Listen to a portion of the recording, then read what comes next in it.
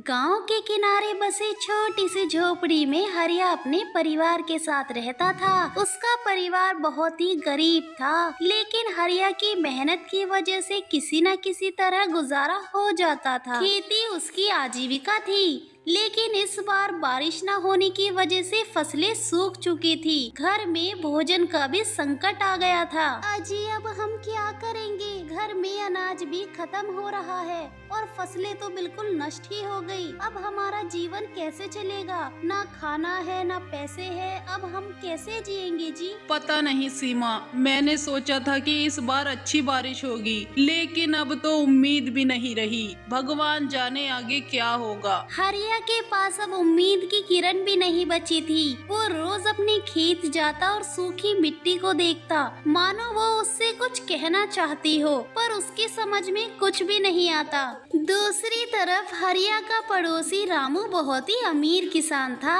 उसके खेतों में सिंचाई के लिए एक बड़ा सा कुआं था, जिससे उसकी फसलें हरी भरी रहती थी। हरिया, अगर तुम्हारे पास कुआं होता तो तुम्हें भी इस हालत से गुजरना नहीं पड़ता। वैसे अगर कभी मदद की जरूरत हो ना तो बता देना, पड़ोसी आखिर किस काम आते हैं। रामू को अपनी अमीरी पर बहुत ही घमंड था और वो हरिया को ताना देता है, लेकिन हरिया रामू की बातों को नजरअंदाज कर देता है। वो जानता था कि रामू के पास मदद की भावना कम और घमंड बहुत था।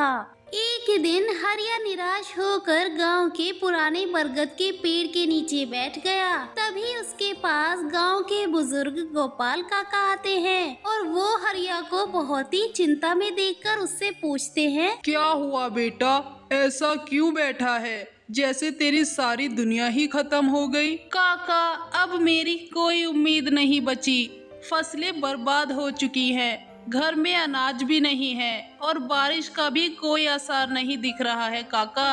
अब तो ये जिंदगी ही भारी सी लगने लगी है। अरे बेटा, इंसान की असली ताकत उसकी उम्मीद में होती है। जब सारे दरवाजे बंद हो जाए तब भी एक दरवाजा खुला रहता है, बस उसे ढूंढने की जरूरत होती है बेटा। हरिया ने काका की बात सुनी, लेकिन उसे समझ नहीं आया कि काका किस दरवाजे की बात कर रहे हैं। हरिया ने गोपाल काका की बातों पर विचार किया और उसने ठान लिया कि वो अब हार नहीं मानेगा। उसने फैसला किया कि वो गांव के मुखिया से मदद मांगेगा।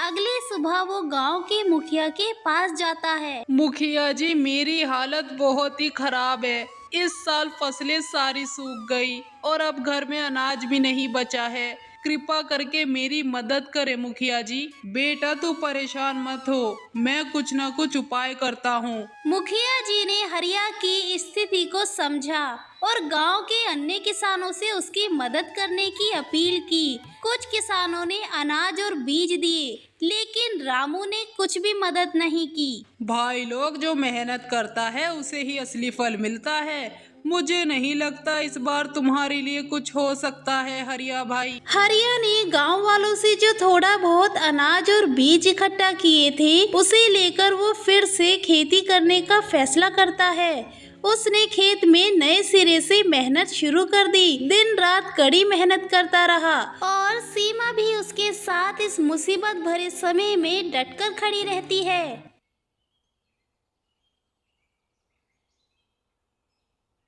कुछ दिनों बाद आसमान में बादल घिरने लगे। गांव के लोग तो बहुत ही खुश हो गए कि अब बारिश होने वाली है। हरिया की आंखों में उम्मीद की चमक लौट आती है।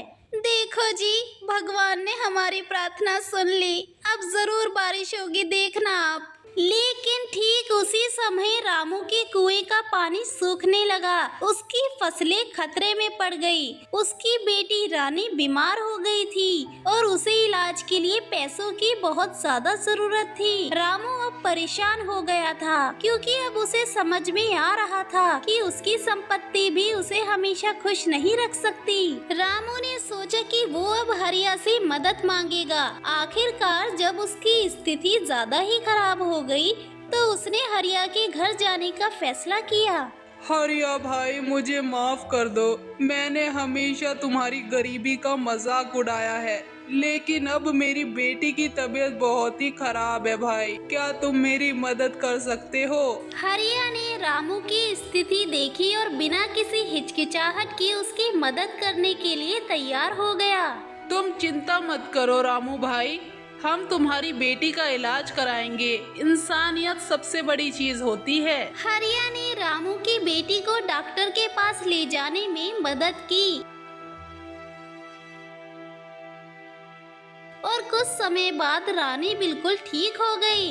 इस घटना के बाद रामू को समझ में आ गया कि पैसा और संपत्ति ही सब कुछ नहीं होते, असली संपत्ति तो इंसानियत और उम्मीद होती है।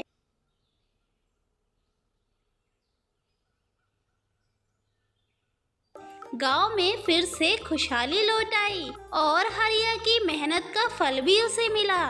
उसकी फसलें इस बार बहुत ही अच्छी हुई और उसकी जिंदगी में फिर से खुशियां लौट आई। गांव के लोग अब रामू और हरिया की दोस्ती की मिसाल देने लगे। उन्होंने देखा कि जब तक इंसान के दिल में उम्मीद और इंसानियत होती है, तब तक कोई भी मुश्किल उसे रोक नहीं सकती। देखो बेटा, यही है असली सबक। उम्मीद कभी मत छोड़ो और हमेशा दूसरों की मदद के लिए तैयार रहो। हरिया ने अपनी आखिरी उम्मीद को जिंदा रखा और देखो आज उसकी मेहनत रंग लाई। गांव के सभी लोग हरिया की सराहना करने लगे और हरिया ने फिर से मुस्कुराना शुरू कर दिया।